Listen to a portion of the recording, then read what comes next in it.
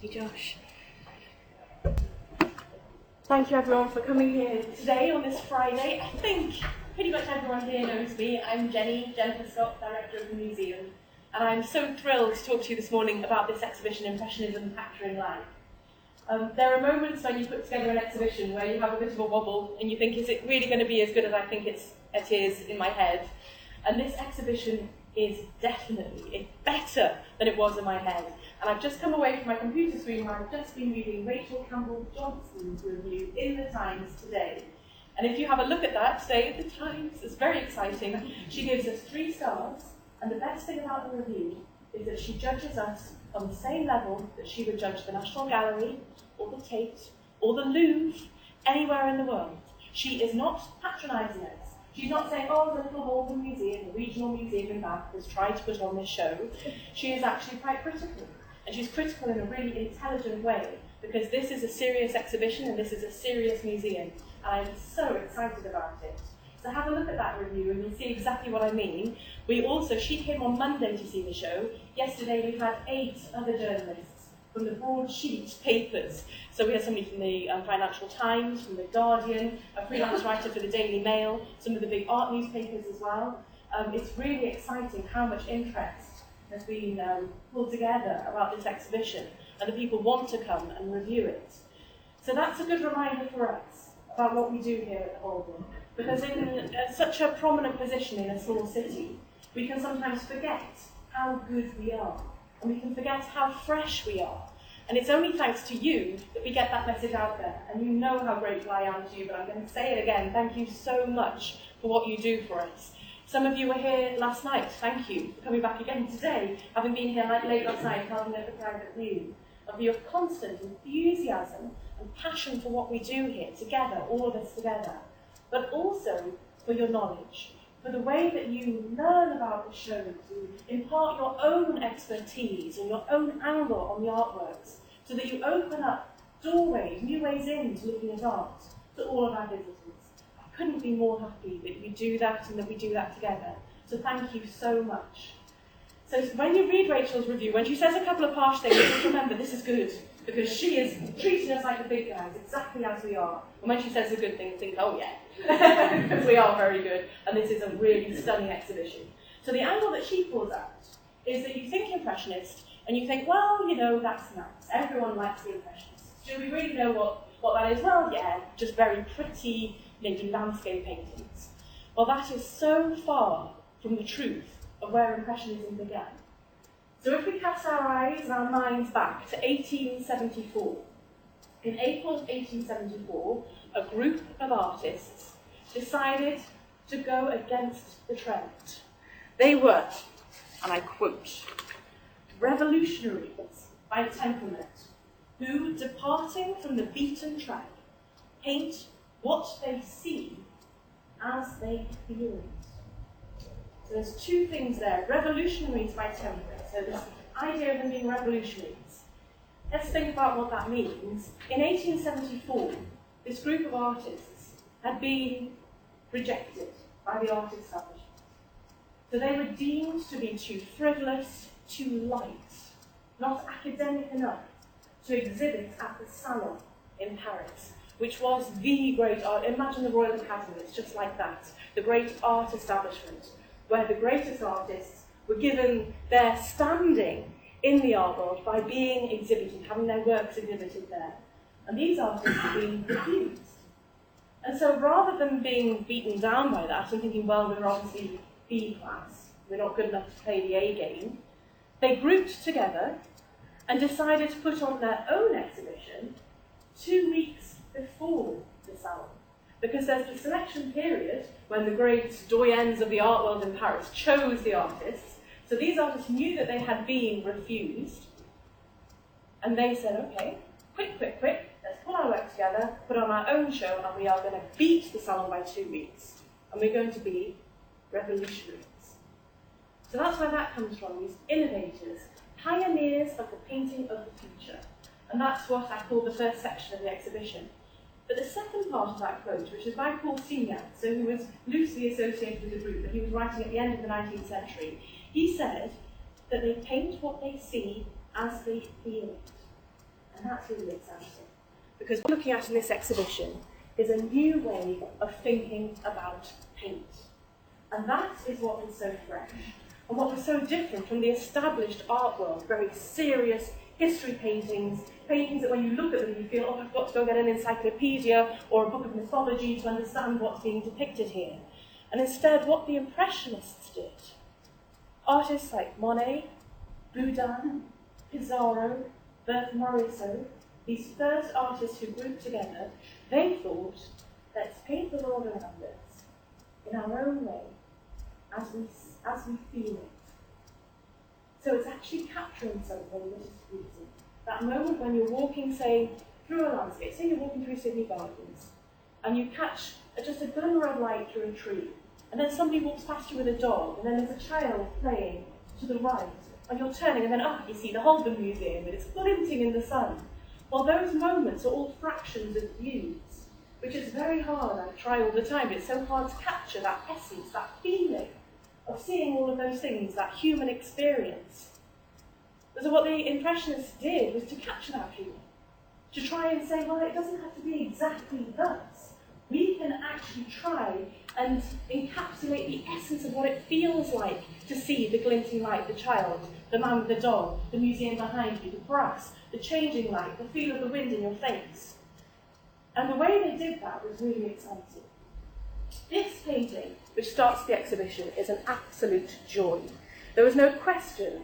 As soon as the Tate said that they would lend this painting to us, I knew that we must start the show with it, because it shows Claude Monet painting outside, on plein air. So that's exactly what we think the Impressionists are about. But when we really think about that, how brilliant to take your canvas and to set it up outside. So for hundreds of years, artists had sketched outside. So you would make pencil drawings of a scene and then take it back to your studio and work it up into a painting. But actually taking your canvas outside means really that you might manage somehow to capture the essence of the air itself in your paint and to apply it to the canvas. And that is so important for a group of artists who are saying, we're going to paint what we see as we feel it. But what's even more exciting about this painting that starts off the show is that it's not by Monet, it is of Monet, by his friend, Singer Sargent.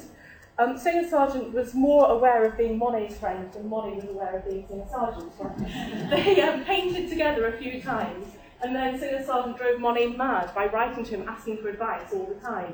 And he even wrote to him at one point and said, Monet, I'm now in London. Could you come over to London because I could do with some advice about what pigments to use? And Monet wrote back, who actually just made a note saying, can you believe this artist is summoning me to London to advise him on pigments? It's amazing. But anyway, they were sort of friends. And here, Singer Sargent is painting Monet in a conversation, a homage to the artist, because he's actually copying his style. So this is Singer Sargent being an Impressionist. And when you look at this painting, when you're up there just after this tour, look particularly at this here. Because in Monet's left hand, Sargent has painted what should be the palette. But instead of painting the wooden palette and then layering on very neatly the paints that are all daubed on there, he has just laid lots of different colours, which actually are the colours of the painting. Not necessarily that painting, but the whole painting. He's layered on those colours in just a flash of different brushstrokes and different movements. So you can't really see a palette at all. And when you look at that, it's a really shiny oil, and it looks really fresh. It's quite thickly applied, paint on top of paint on top of paint. And the movement in it makes you think that Monet's hand is moving, that somehow the paints are coming together, and it's almost like a kind of magical effect, so that the paints that he's got there are then being applied onto his canvas. So the lack of specificity, I can't speak today, but you know what I mean, in the way that Sargent is applying that paint, helps us to see how revolutionary this is. Because he doesn't have to give us every detail. He gives us the essence of the feeling of sitting in a field, watching this great artist paint. So that's a really good starting point for the show. But this is what people expect when they see Impressionists. And what I really wanted us to do here in this exhibition is to focus in on a particular aspect of Impressionist painting, And Rachel Campbell-Johnson luckily noticed this and put it into her review. She realised that we're trying to come at this from a slightly different angle. So this isn't the be-all and end-all impressionist show. This is a show that looks at portraits and figurative works. So paintings by the Impressionists that study people. And that's why the title is Impressionism Capturing Man. And so this is perfect.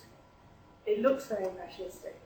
But there are other artists who were within that first initial group of the Impressionists who exhibited in 1874, but who work in a slightly different way. And so the second painting in this exhibition is this. So we start with a work from Tate, and then we move on to a work from the National Gallery. It doesn't get much better than this, does it? And this is a painting that completely dominates the end wall of the first section of the exhibition. Helen Ruart in her father's study by Degas. And Degas was a deeply intelligent artist. He was a very vocal member of the group who had strong opinions about the direction that the Impressionists would take. And you know, towards the end of his career, he changed and wanted to define himself as not an Impressionist anymore, as something slightly different. In this painting, he is capturing an intelligent woman in her father's study. And it is a woman that he has known throughout her life. So her father was a family friend. Henri Ruart was a family friend of Degas. And Ruart was an art collector. And so here we see his study. And we see elements of his collection. There's a painting on the wall, there's lots of papers. It immediately makes us think this is a space of an intellectual. And then Hélène stands resting on this chair. And this painting is one that I cannot stop looking at. Her face looks slightly unfinished. Her two eyes are very different in the way that they are painted. And there's a real sense of movement and yet solidity about the way that she's portrayed. It's really complex. But the brushwork, the application of paint, is completely different from what we were just looking at with Singer Sargent. And yet we're saying these both are Impressionist artists from the very beginning of the Impressionist movement. So isn't that interesting? When the first Impressionist exhibition had been, and there were reviews after that too, I was thinking about that this morning when quickly reading the Times review and thinking, oh, that's what it would have felt like for these artists when they first saw their reviews. They'd have thought, oh, do people get it? Do they understand what we're doing? It was in the reviews of that first show that the term Impressionism was coined. Because the reviewer at the time was saying, well, they are capturing an impression of something. And it's conveying that sense of it being fleeting, of the sense of actually trying to capture the way people feel rather than what they see. But it's more complex when we look at something like this and know that this is Impressionist. And it's only when we look at the details we see that actually it's very akin to that really fresh way of thinking about a subject. And for me, that comes to fruition in this hand. Because her hand here is so elegant, resting on the back of the chair. But this part, just above her wrist, doesn't really work with her sleeve. And you'll see it more when you see the painting. And then the sleeve itself is very thin. I don't really believe that there's an arm inside that sleeve. And yet I know that Degas is a brilliant artist. And so I think, well, that must be done on purpose. And the more I look at it, the more I think, well, look, the angle, particularly there, that angle of that line, it's really strange. Degas worked at this painting throughout his life. So 1886 is the date of the painting, but it's remained in his studio. And he kept fiddling with it, messing with it, adding on bits of paint, changing things. It became almost an obsession. It's the way that he worked. He would never like to finish a work anyway, but this is a particular example of that. And that in itself gives it a sense of transience, even though it's such a solid painting. It's so complex. I hope you'll really enjoy looking at it and enjoying that contrast between this and the first painting in the show. And so that helps us to see different ways of painting. The Degas outlines are very, very important. Thick outlines, so that we feel draftsmanship, drawing, is really at his core. And then the paint is put on afterwards. I'm looking forward to taking school groups around to show them this painting and saying, look, Degas couldn't keep within the lines. Isn't that funny? He's a famous artist, and yet he's smudging and smearing the boundaries of the outlines of a person. It's a really exciting thing, but for me, I hope it will help our visitors to see that there is a seriousness to Impressionism too. These are not flighty, giddy, pretty paintings. These are paintings that were born out of a revolutionary moment of artists who are really thinking about what they were doing. And that's exciting, particularly when we look at their depictions of people. And look what Pizarro's done here, Dr. Angelina's chair. It's brilliant. And it reminds us again that these are intellectuals, these artists. They are aware of the art of the past while doing something fresh. And that gives a weight to these paintings too. In the same section we have this second work by Pizarro, which is of his daughter, Jeanne. And there is something captivating about this view of his daughter. Again, painting inside his own home, so you feel that sense of domestic, you feel he's letting you inside his private world, but then his paintings become for public consumption, and he would have been aware of the popularity of these sort of images. So there's that real dislocation there between true privacy and actually being aware. It's a bit like when superstars go down to the beach and they just happen to be walking perfectly in their bikini as the press come and take the photo. It's the same sort of idea, really, that self-conscious intimacy, self-conscious sense of privacy. It's very clever. These were artists, of course, who wanted to make money through their art, as well as exploring new avenues. But this is, first and foremost, a private image of his daughter. And it's very difficult when we know things about the history of a person, a sitter in a painting, not to let that colour our response to it. Because Jeanne, who was known as Little Minette, she died the next year of TB. And I can't change the way I look at this painting once I know that. Because then I see in her a frailty. Her face actually doesn't look very well, and her hair is very short. It's not really the fashion that was worn in 1873. And then that little gaze of looking at her dad, and you think, oh, just like the servant, the maid, she's been asked to sit, but is she feeling all right? Has she told him that she's not feeling very well? And her little legs, look at this, they're so lovely. It's twisted one around the other, which has that awkwardness that you know when you're asking somebody to be good, asking a child to be good and sit still for a bit. And Gabriel Pizarro's put a fan in her hand, and it's a little bit awkward. It's just such a lovely painting. This comes from the Ashmoleans. Czar was so generous. We've got 5 loans from the Ashmoleans. Isn't that wonderful? What great friends we have there still with Czar and Matthew. But the way that Pizarro's done this, I think, is heartbreaking.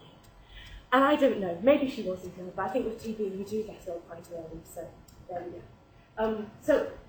That is perfect for this section, the intimate, private section. We're seeing behind the doors of Pizarro's family home.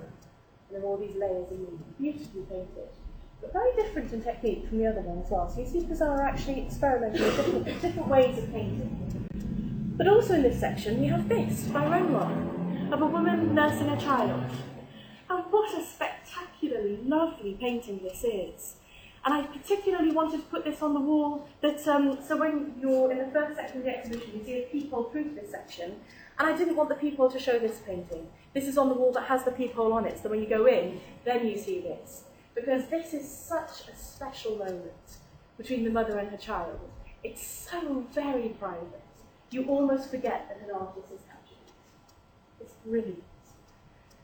For me, it's been quite tricky in working on this show because I've got very mixed feelings about Renoir. He had strong opinions as a man, as a leading figure of the Impressionist movement. I mean, he was interesting even within the Impressionists because he was one of the founding members of the Impressionist group, but he still exhibited at the Salon. He still exhibited to the establishment. He was painting for the highest civil servants, the highest ranking people in France. He was sort of playing both masters. Or some would say he was just being true to himself. He was excited by new things, he still liked the old things. He didn't keep his opinions to himself, so he was often writing very harsh feelings. He was anti-Semitic, he was particularly, we would use the word sexist.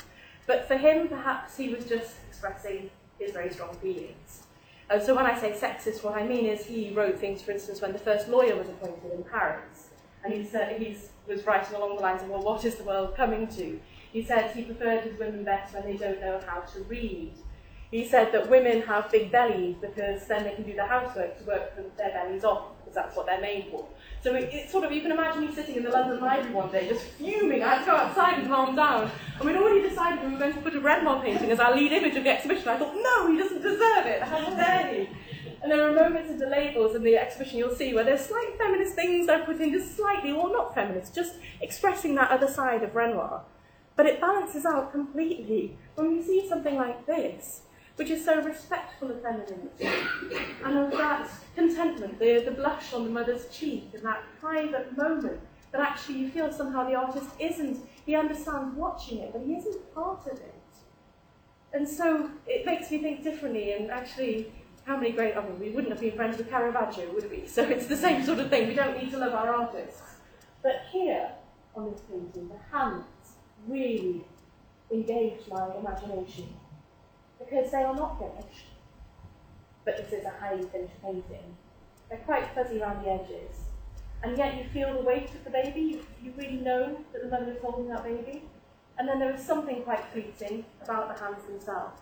He is a complex artist, and in a way it's not for us retrospectively to judge him or to say he was this or that by our own standards, by our standards of today. It's for us instead to look at his paintings and see, do they move us? Do they excite us? Do they interest us? Is this technique spectacular? And the answer to all of those is yes. So this is very moving within that section, that private section of the exhibition. And you'll see that each of the sections are actually marked out by a different colour. So the colours sort of show you in a different zone. So the first section is green. This private section is pink. I thought that would be nice for this domestic, but it's not a silly pink. It's quite a nice deep pink. And then there's a blue section for modern life. And we took these colours from this painting. So Renoir again. So this is the pink that we've used for the private section. And then this painting is in the blue section. The blue actually echoes the blue here. So we thought it'd be a really good idea to actually take the colours from one painting. And it meant that when this painting arrived from the barber, and we just leant it up against the wall on the blocks, and you start condition checking it and looking at it, it just looked perfect. It fitted so well. And the courier from the Barber Institute said, "Oh, it's perfect. The wall colour really goes with it." Yes, there's a reason for that, because we did it on purpose. I'm so pleased. But this painting is our lead image because it's so strong. And it sort of works at the very centre of the exhibition and shows a painting that is for show. It's a spectacular moment of Renoir depicting one of his favoured models. Her name was Nini Lopez. She was known quite harshly in the press as Fish Face, which is a bit much because she's actually very beautiful, but people talked about her as Fish Face. I'm not quite sure why. But she's also the sitter in, for instance, Renoir's La Loge, that painting that's at the Courtauld Gallery, which shows her at the theatre. And it's that famous Impressionist image, because she's at the theatre, but she's not watching the performance, she's looking across at other members of the audience who are looking at her. So it's that lovely comment on modern life. So this is our lead image for this section, and the reason for that is, I think, quite apparent, because it is so strong. But also, I wanted the central section to be called Modern Life, so it's one of the paintings that actually capture Paris in the late 19th century. And that was based on a quote from Edmond Renoir, so Pierre-Auguste Renoir's brother, who said, "Does he make a portrait? He asks his model to maintain her customary manner, to sit as she usually sits, to dress the way she usually dresses." Do you think, really? To dress the way she usually dresses, so that nothing smacks of constraint or artificial preparation. Thus his work has all the charms of a painting faithful to modern life. That is sting. That's PR. That's Pierre-Auguste Renoir's brother putting a good marketing campaign around his brother's works. Because we know that Nini Lopez wouldn't flout along the street dressed like this. And does this smack of constraint or artificial preparation? I think it does. But it also seems really fresh. And it has a sense of movement. So it really makes us think. Because the artificial, having a model sit in your studio and you paint her and you capture that beauty and the fluffiness of the fabrics and that alluring, coquettish gaze, a finger in her mouth, she's, flirting with the artist and he's loving it and capturing it. That is totally artificial. And yet it feels that it doesn't have constraints. And I think that's what Renoir's brother is trying to tell us, that it feels somehow like it's immediate and it's real and fresh. A painting faithful to modern life. And I'd like to go onto the Paris streets in 1876 and ask an ordinary person if this felt like modern life, their experience of the 1870s in Paris. Absolutely not. But it plays to the taste of modern life, particularly a male taste, because this is painted for a male market. This is painted for a male buyer who's going to love having this on their walls because it's so sexy. That's the point. On the audio guide for this exhibition, British very kindly said I do some of the commentary on the audio guide, but we also invited the artist Professor Stephen Farthing along. So he's a Royal Academician. He's a really great artist. He's got a fantastic eye and a real ability to talk about the process of painting. So I thought it'd be perfect to actually talk and assess these paintings, but he's not an impressionist, that's not his style. So he's coming at it from the point of view of an artist. I hope you really enjoy his commentary. He's got a fantastic accent as well. I love the way he talks about paintings. It's brilliant. He's really wonderful. And he just manages to sum up that experience of an artist actually approaching a subject like this. And on the commentary, listen to it yourself, but you'll hear he talks about this and he says, well, Renoir's technique is fuzzy. This is a fuzzy painting. The fabrics are fuzzy. The style itself, the Impressionist style is perfect because it's a fuzzy style. Because the sitter is feeling fuzzy and the artist is feeling fuzzy. And so it's all that sort of tension, that sexual chemistry that's going on in the painting of this work.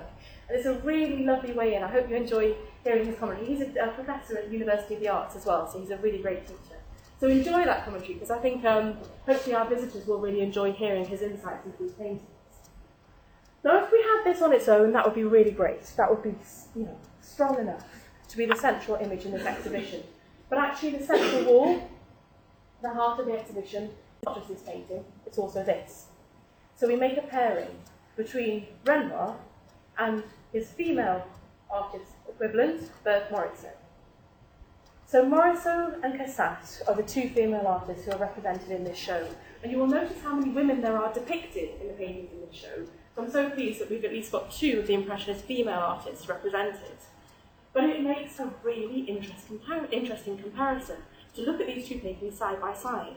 And as far as I know, these two paintings have not been seen side by side before, so it's really nice. This belongs to the Tate, as you can see. And it makes such an interesting comparison, because Renoir is painting in order to sell to the male market, and it is very sensual, beautiful, it's a beautiful painting. Here, Berthe Morisot seems to be painting something that does capture life, but in a totally different way. Renoir's painting is called La Pensée, thought. I think we know what kind of thoughts the sitter was having, or certainly the artist. This, for me, is much more thoughtful. So the sitter's face is kind of judgmental. The eyebrows, she's kind of like, oh, not again, you're painting me again. Totally relaxed, leaning back on the divan, on the sort of sofa that she's sitting on, at home in her own skin. Not trying to impress, but just being captured, just being depicted. And I find that really interesting. Again, it's a bit like knowing that Pissarro's daughter died just the year after the painting was made. Knowing that this is a woman painting a woman makes you think, oh, it must be different, surely it's different. I don't know. Morisot was a member of the Impressionist group, was sort of allowed in. Renoir was very snooty about who could be members of the group. But Morisot's father was a very influential civil servant, who moved in all the right circles. And so because of this, Renoir allowed her to be a central member of the group. And she exhibited at all of the 8 of the Impressionist exhibitions, apart from one when she was actually having her baby. And he allowed her because she had the contacts, but also because intellectually she sort of was okay. So it's interesting. He didn't like women when they knew how to read, but Morisot was all right. She somehow was enough of the aristocracy to be allowed into the group. And she gelled the group together because she held regular meetings at her house, where she got them together to keep that sense of movement and revolutionary feeling going. So she galvanised the group, had those discussion points, so that in a way you didn't have Degas going off in this direction, Boudin doing his own thing and Monet doing his own thing, but instead she was just gelling it together. I think that's really interesting. But the comparison of these two paintings is staggeringly beautiful. Also in that section we have this precious painting, which is always bad when we show a reproduction, because this is tiny. You'll see it's quite small. It's in a frame that is too big for it. It's quite small. It comes from the National Gallery of Scotland. And it's painted on board, on a board panel. And we think that this was the inside lid of Seurat's paint box. And it was when he was painting on the edge of the Seine, his study for Montbéliard, or the Babers at Asnières, which is one of his most famous paintings at the National Gallery. And he did many different studies for this painting before doing the finished work. And I don't know if this is true, but I've talked to a few people about it, and it seems, if I play this out of my mind, that I can imagine Seurat being there, and he's got a few spare bits of paper and canvas, and he's doing some sketching of the scene, knowing that he's trying to work it up into something bigger. And perhaps he hadn't brought enough with him, enough materials. And on the lid of his paint box, he had the board that he used to smudge his brushes. You know when you've got excess paint and you just smudge off a bit of that paint? And then that seems to have turned into this. And when you look at the painting itself, you'll see the edges are sort of just beveled down at the sides. You can see it was a thing. It's not a perfect panel for painting on. And so it makes absolute sense that this was just something that he did almost accidentally. And that's perfect, because it is that capturing the fleeting essence of light, of movement, which is so typical of the Impressionist approach. So it's really exciting that we have this Seurat. I love the contrast between how sketchy it is and then how perfect his signature always is. It looks so graphic, doesn't it? A designer couldn't have done a better job of doing a signature. So for such a little work, it really packs a punch. And just that sense that he's just trying to capture the movement of these people on the edge and this man with his horse. And when you look at these colours here, the pale colours, it's actually the board coming through because it's not very thickly applied paint. So then that's perfect for the modern life section of the exhibition. It's a really lovely little thing. And this, in that section, is value painting. This, by Ferran, is a painting that people don't really know very well. And Ferran isn't an artist that people know particularly well, but he joined the Impressionist group sort of halfway through the period when they were exhibiting publicly. And the majority of the group didn't want him to join. And this is really eye-opening for me, because Ferran was a satirist. He was an illustrator, and his works were illustrated in magazines. And so for the Impressionists, he wasn't highbrow enough for them. Well, doesn't that sound familiar for a group of artists who created their very movement because they weren't highbrow enough for the establishment? It's just human nature, isn't it? Once you've got a little group, a little coterie, then that becomes your thing, and you don't want to let anybody else in because then you suddenly feel very proud of yourselves. Just time and time again in life, how that happens. But it was Degas who said yes to Ferran, and was a real supporter of this and said, no, he must be part of the group. And if you look at this painting, the thing that really strikes me is the outlines. The very thick delineation, it looks quite graphic. This dog is so great, isn't it? And the way that, in a way, it's sort of fun, but you do feel that there's drawing going on, the lines here. Can you see? You can see the way it's all plotted out, draftsmanship, drawing. And remember back to Degas at the beginning of the exhibition, Helen Ruans, the way that first Degas does the thick lines and then he applies the paint. So I can see why Degas liked Ferran and wanted him to be part of the group and supported him. But this is just a fun painting. And I, when looking at it, kept thinking, well, here on your guide, I say it's almost as if this fisherman could be about to jump in because there's something odd going on. And it's only when in the last few days when we were hanging the painting that I've realised what it is that's particularly strange. Here we have shadows, shadows, shadows, shadows. Here, no shadow. The man is not casting a shadow. And I think that's what for me creates a void, which made me think there's some sort of tension that he might be about to jump. He's clearly been fishing all day. Twilight is coming, so there's this beautiful tinge of red in the sky. You see, it's beautifully patterned when you see a painting in the flesh. So for me, it's also nice because it's funny. A man sitting, been there too long, probably not caught much fish, his dog being very patient. But then also there's something melancholy about it coming at the end of the day. It's very sophisticated. It was right that they let him into the group. Degas was right. And then we come to the final section of the exhibition. So we have in the Holburne collection some works on paper by the English Impressionist, Sir George Clausen. And so this is a real opportunity for us to celebrate Clausen and to put that British context alongside the French Impressionists. And again, it's not something that's been done very often. It certainly hasn't been done specifically in this way. We have the largest collections of works on paper by Clausen because his son moved to Bath and gave them to the Holburne Museum in 1949. Because they're on paper, we can't have them on display all the time, because of light levels, we have to protect them. So this is a perfect context to put them in. So the final section of the exhibition is Impressionism in Britain. And you remember I said there's different colour for each section, so being a little bit silly, the walls of that section are grey. So I thought I was very apt for the Impressionism in Britain. So we have beautiful blues and greens, and then we have grey for Britain. But it works very well with these works. But I didn't want to just have these works on paper for my collection, I wanted to contextualise them. So we borrowed this painting from Manchester by George Clausen. So Clausen was a founder member of the New English Art Club. And what the New English Art Club, the NEAC, were doing was emulating what the French Impressionists had done in Paris. And so they were setting up a new group of artists to sort of fly in the face of the establishment. So contrary to the Royal Academy, which was thought to be quite staid, very academic, the founder member of the NEAC thought, well, we'll create something fresh and new. And Impressionism had caught, it was infectious, you couldn't get away from it, everybody was talking about it. There were collectors in Britain who were starting to build up exciting collections of their work. Particularly for us, it's good to bear in mind the Davies sisters. If you've been to the National Museum of Wales in Cardiff, their Impressionism displays there are astonishingly good, because Margaret and Gwendolyn Davies were revolutionaries as collectors. They had such great ideas, and they knew what they liked. They liked Degas, they liked Renoir, they liked Cézanne, and that was really avant-garde, very exciting. It's interesting because they were actually advised by the curator of a little museum called the Holburne Museum in Bath. So there's always a nice little link that we can draw. But George Clausen, as the founding member of this group, was very aware of the French Impressionists, and also of earlier French art. So artists like Courbet and Millet with an E-T, and you can see that in his paintings and in his drawings. So this painting is quite complex, and it really doesn't reproduce well. We found it really hard reproducing this in the book. In the flesh, the green colour is unlike any green I've ever seen in a painting. You'll see what I mean when you look at it. And you can simplify it down. I think I said this on the audio guide. We simplify this down, I think, when we look at it, into a painting purely of green and white. I've been thinking about that a lot, because it's really complex. Because the white of the smock, the green of the leaves, but then the white echoed again, just some flashes of white to show sunlight coming through the leaves.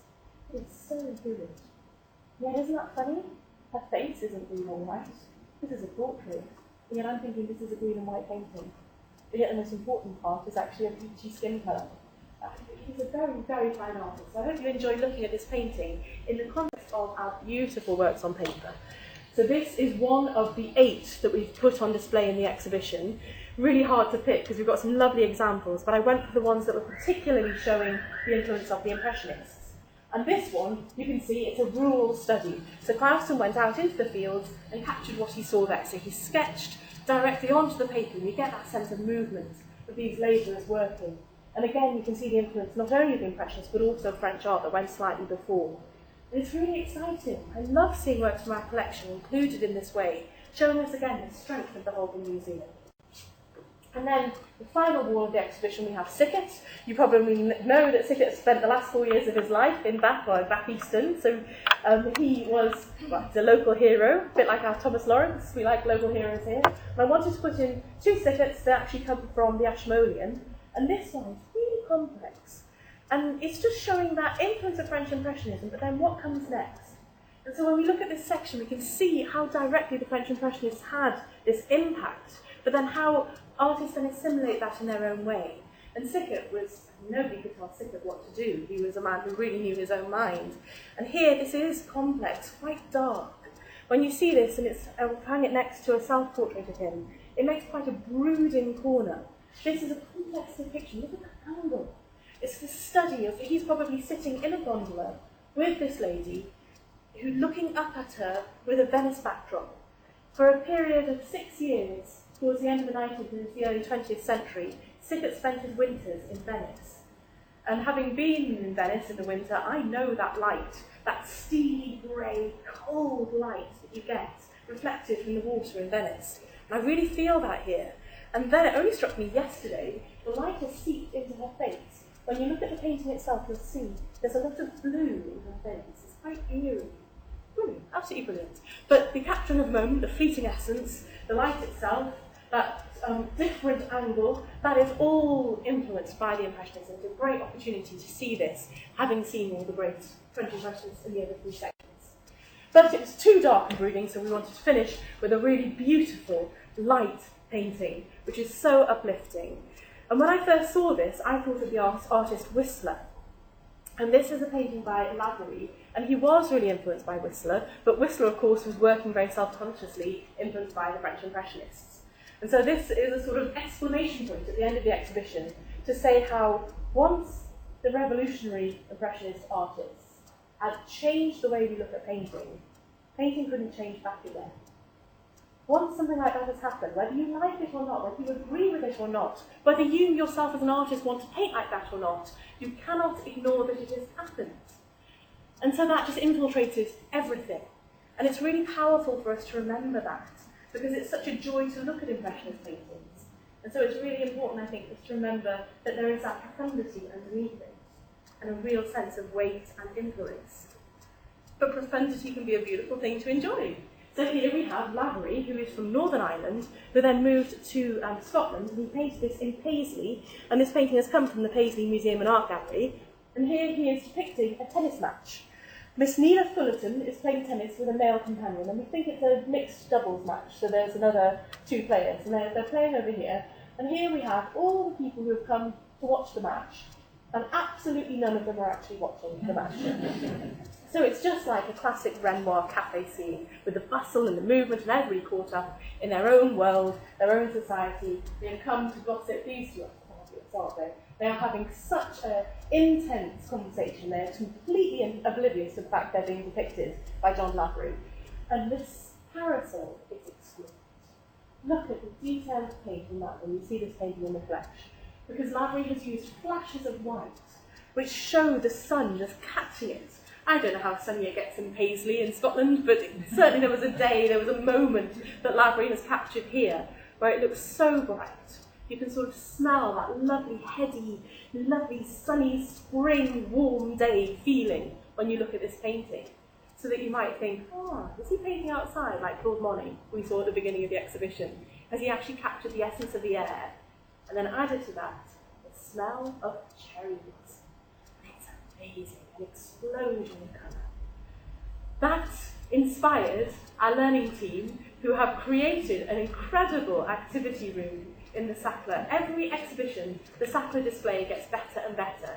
So I thought that Louise and Laura could just come and talk to us about the activities that we have in the Sackler this time. But if you haven't seen it yet, you'll see that they have strung the ceiling with cherry blossoms to emulate this brilliant painting, which really captures the imagination.